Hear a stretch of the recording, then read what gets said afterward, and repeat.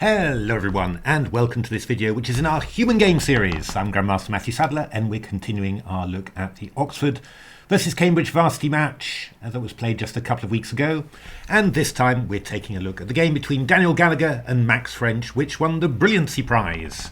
How did it win the Brilliancy Prize? Well, I gave it, so that's how it won, and it was a very interesting game. Let's have a little look.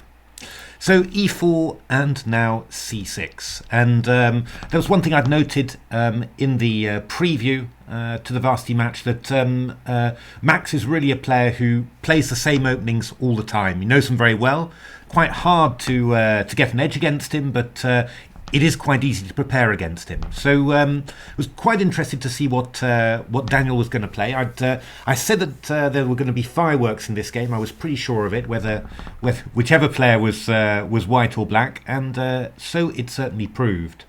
So Daniel had played e5 quite a bit, and Max had this in a previous varsity match as well against Jan Peter, who played on the second board this time. But Daniel had a little surprise prepared for him, which was f3, the fancy variation. And he said that he'd seen that Max hadn't played against this very often, so he was kind of sure that he wouldn't have it, in his head, basically, what his line was. So this seemed like a pretty good idea, and it also had another advantage. So Max played a very sensible line. Actually, it's the line that I've tended to play as black whenever I've started with the Caro-Kann. It's to play e6, knight c3, and then knight f6. What's the point of this move? Well, obviously, pretty solid development.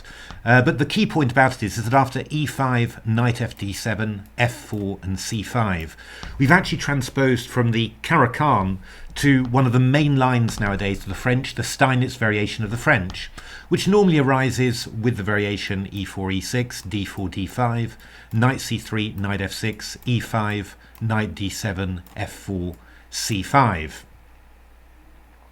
So, and the point about this was that this was an opening that Daniel was reasonably familiar with from the white side, so he was pretty happy to get that. But actually, Max never plays the French, and actually probably knew not so much at all about this variation. And it's in a normal game, maybe it doesn't make that much difference. You get an unusual position and you just try and sort it out. But in such a tense match with so much at stake, I think this was a very unpleasant situation to face. And obviously, you put it all together, you get caught out slightly by what your opponent plays on the third move. And you play a line and then suddenly realise that you've been caught out, actually forced into a completely different opening to the one that you wanted to play. So not at all a nice situation for black there. So knight f3, knight c6, bishop e3, and here, of course, there are many possibilities. a6 was one of my favourites. It's what I've played this quite a bit. Also played the old-fashioned line c takes d4 and bishop c5 quite a bit. Decent, although that's probably a slight edge for white. Other lines are takes, and queen b6, which is the engine's favourite line. And if you just let the engines play the French, basically from the second move, you're very likely to get this. Huge amounts of theory, but the engines basically say that after 35 moves, it's a draw. Many games at the TCEC played like this, and I think this is essentially black's best line in the French. Another idea, queen b6, that was an old-fashioned line, nowadays thought to be quite dubious after knight a4, queen a5 and c3, c4, b4, and the piece sacrifice on b4 is not good, which basically means that black's just lost an awful lot of time. So there are plenty of possibilities here. I mean, you can also play moves like bishop e7, b6, even h6 has been played. I've looked at all of this stuff, just always trying to find something different to play. Max played something that's not great, really. I mean, it's not. It doesn't have to be as bad as happened in the game, but it's already conceding quite a lot. So he took on d4, knight takes d4, then didn't follow up with bishop c5. He took on d4, bishop takes d4. And yeah, I mean, obviously, these moves like knight takes d4, they're played in all sorts of lines. So, it's not necessarily that bad yet. But obviously, you're releasing the tension very early. You're showing white exactly how you're intending to develop quite early. So it's clear that you're throwing away, some of your room for manoeuvre as black to achieve equality. I mean, I would follow up with bishop c5. That would be my most natural move here. I think also that a pretty common idea here would be to play knight to b8. Just to try and play knight to c6 and develop that way. And perhaps the most sensible would be to play the move a6, very common move, and just try and follow up with bishop c5 after, trying to get back into some sort of normal line. So those moves were pretty decent still for black. In particular, I think something like a6 or bishop c5.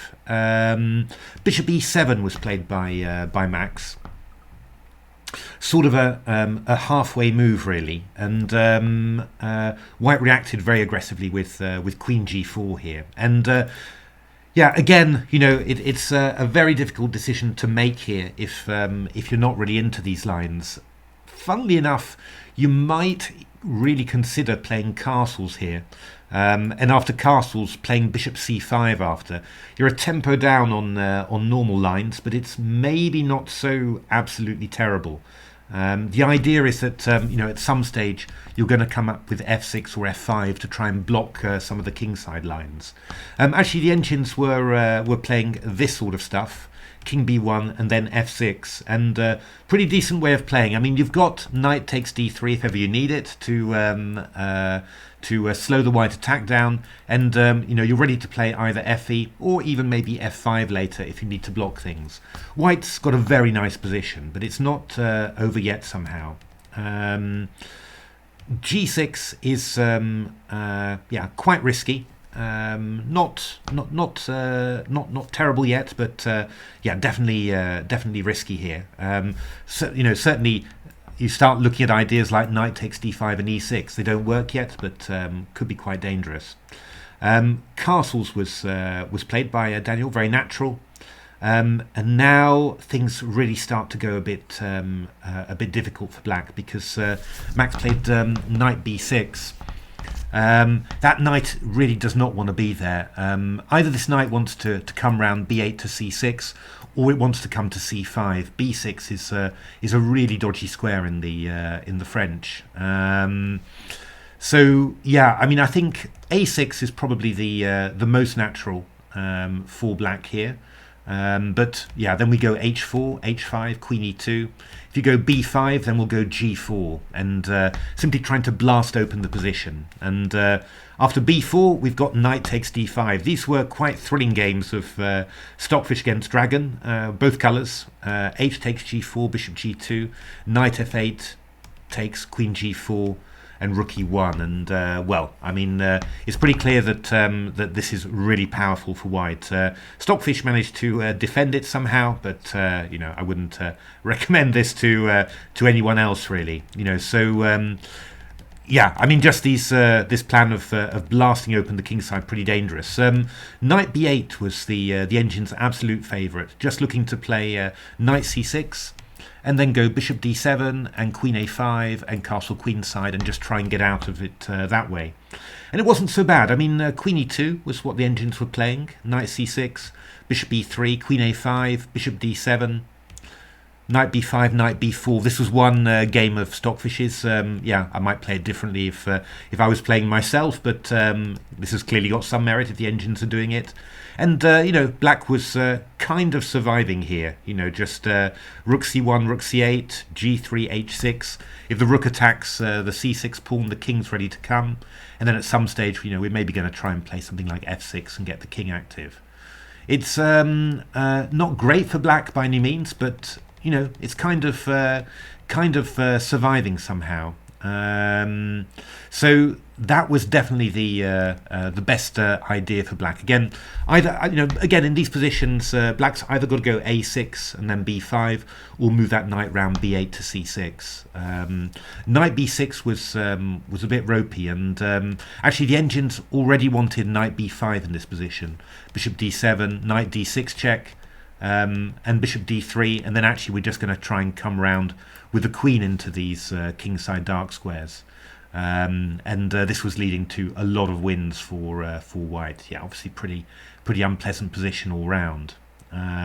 So what was happening here? Bishop c6, bishop e5, h5, queen g3, king d7, rook e1, and then at some stage white was breaking open the position with c4 after tucking the king away with king b1. Pretty unpleasant all round there. So h4 was played, and that's a pretty good move. And here in the commentary room, we really thought that that after black's next, that it was really, it was just never going to hold anymore. I mean, whenever white goes h4 in the French, you really need, in this sort of situation, you really need to go h4, h5 back. Well, this was what the engines were looking at. Queen e2, bishop d7, king b1, queen c7, rook h3. So kind of dissuading black from castling queenside because this rook is available. But again, the engines are finding very unusual moves. Just this move a4, just to be able to play b3, and then something like knight b5, takes, and then g4. The engines were finding quite unusual moves, to make this all happen somehow. But yeah, if you sort of think, human and the moves that human players were able to find, well, definitely would have been more resistance here for black in doing this. And maybe you get lucky, get your king over to the queen side without too much problem, and then maybe you're surviving somehow. At least it would have caused white more problems. The problem with bishop d7 is that I'm always wary of these sort of defensive moves in general, because I always like moves that stop white from following up on the plan that he's thought about. So if white is thought of playing h4, obviously his next plan is going to be h5 takes g6, and so it's very attractive to stop him doing that, so that he's got to think of something different. What you tend to find is that if you give the opponent the possibility to implement a plan 3 or 4 moves running, it's never a good idea. It makes the opponent feel very good about life, even if it's not the best plan. He's just thinking, oh look, I thought of a plan, I just implemented it like that straight away. Much nicer to block him and to ask him, well, find something else then. I always tend to find that's the best psychological approach anyway. So rook f8 was played. Yeah, it's getting very hard. I mean, the engines thought that rook g8 was better. The idea is that, well, we're going to see in the game, bishop d3 takes g6 sacks were very, very dangerous. So it's useful to have the rook defending this pawn. Of course, rook f8 was played so that the pawn on f7 is defended, so black can get the king away quickly. But unfortunately that never actually happened. Rook h7 and bishop d3, and already it's just very, very difficult for black here. Castle queenside, I mean, there's this move bishop g6 already, and if fg, then rook takes e7, and okay, it's a pawn for now, but this one's hanging, and it's a total disaster on the queen side there. So I mean, the engine's recommending king d8, which sort of shows how serious things are already. Max played bishop c5, and Daniel played bishop takes g6. Rook takes f7 was also very strong. Rook f7, bishop g6, because the idea is here we can take and just go queen h5. And actually it's quite unusual. Actually, it's a similar tactic to what happened in the game. You just use checks to get your queen closer, and there's nothing that black can do about it. So check, king e8, and then rook h1, and obviously this is going to be absolutely terminal. So rook f7 and bishop g6 was possible, and then castle queenside was what the engines wanted. But you're 2 pawns up, heading for 3 after bishop takes e6. So totally hopeless. But bishop g6 was very nice. Bishop takes d4 was played, and now Daniel finished it off with a very nice tactic. So bishop f7, rook f7, and then this unusual move rook h8 check. And yeah, it's just similar to what we saw already there, that if you go king e7, I go queen g5. So black goes rook f8, and now white gets just some extra tempi to reposition the queen and do it continually with tempo. So queen g6 check, king e7, queen g7 check. Obviously, if the king goes back, we've got queen takes f8 checkmate. And after rook f7, we've got queen g5 check. Just very nice little sequence of checks, very unusual. And black resigned because after rook f6, queen f6 is going to be checkmate. So very nice game, well deserving of the Brilliancy Prize. I think you know, a few crucial moments really. I mean, obviously, I think the opening was absolutely key. Just a good guess of the line that Max wouldn't necessarily have in his head, and yeah, just a clever appreciation of an opening that Max would know less about than Daniel there. So Daniel, yeah, understood that very cleverly there, and yeah, for Max it was just a very difficult situation, trying to think, you know, I guess, you know, what line is not main line, which line am I not going to, you know, just sort of run into 20 or 25 or 30 moves of theory, and trying to find some sort of reasonable thing. But somehow, yeah, didn't quite get it there. Actually, the line that Max ran into, I think, would really need some good French knowledge to actually manage to survive it. You know, without too many, you know, really getting into a bad position quickly. I think he was just very unlucky there, and didn't manage to work his way out of it. And yeah, you know, the one thing that I really would say about it is that in general, you know, I do think that when you're defending these difficult positions, I think one of the best things to think is, you know, what would make my opponent happy? I mean, quite apart from you know, from anything happening on the board. And I think the thing that makes your opponent most happy is if he can think of a plan on one move and then just carry that out on the next 3 to 4 moves. So, you know, whether it was better or not, you know, a move like bishop d7, allowing h5 takes g6, rook h7 is a poor psychological decision, I think. Much better to play a move like h5, block the opponent's plan and force him to come up with something new.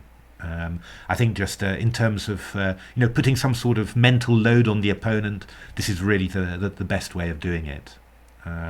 Because, you know, defense, it's not always only about the moves, it's also about the challenge that you set your opponent, and the more the opponent has to reformulate his plan, the better the chance you have that he's going to come up with the wrong one, you know. I mean, that's the thing.